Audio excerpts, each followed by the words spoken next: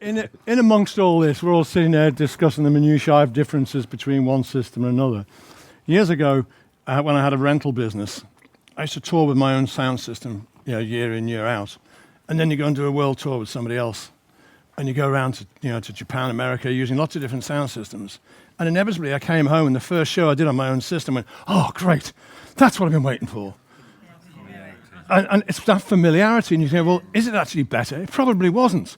But because I was so attuned to that system, everything else had slight aberrations in it. It's the same thing. If the best illustration in everyday life I would give you is something that's cropped up in my career, I'm sure it has in your lives, when friends, they think you're in the audio business, and they come up, got to buy a new hi-fi, what should I buy?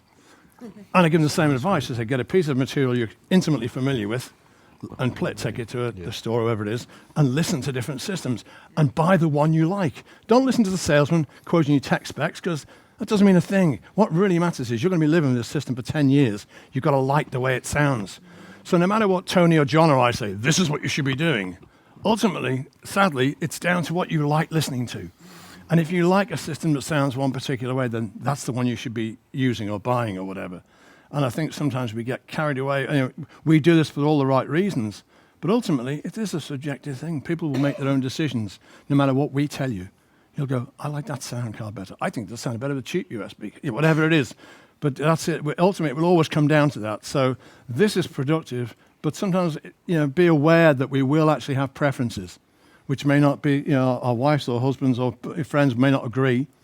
But I think this brings out the fact that you have got preferences, though. Because most people just go with whatever they're told, don't they? But at least you're raising people's this is to try and aware that... You've got a mind of your own, you've got a choice. It's like, until you drive a Rolls Royce, you're quite happy with your Ford Focus.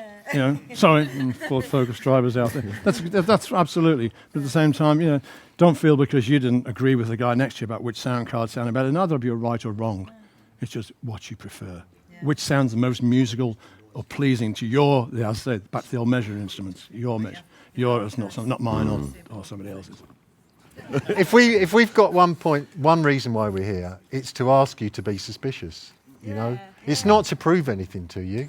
We have spent some of our time listening to this stuff, but that's what we wanted to do here, was say to you, be suspicious, because it's not all as it's presented to you.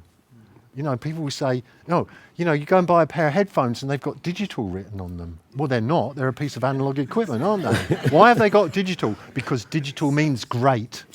And it bloody doesn't. We were talking about this earlier, about the whole thing, people get seduced by digital.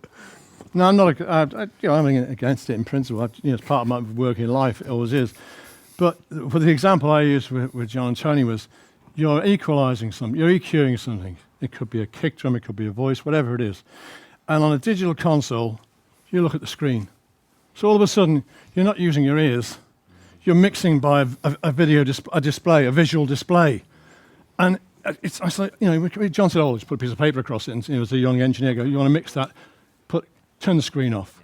But it's really hard because you do get seduced by it. It's like talking to a beautiful woman, ladies, forgive me. She's stunningly beautiful, and your eyes keep drifting down to her chest. Whoa, sorry.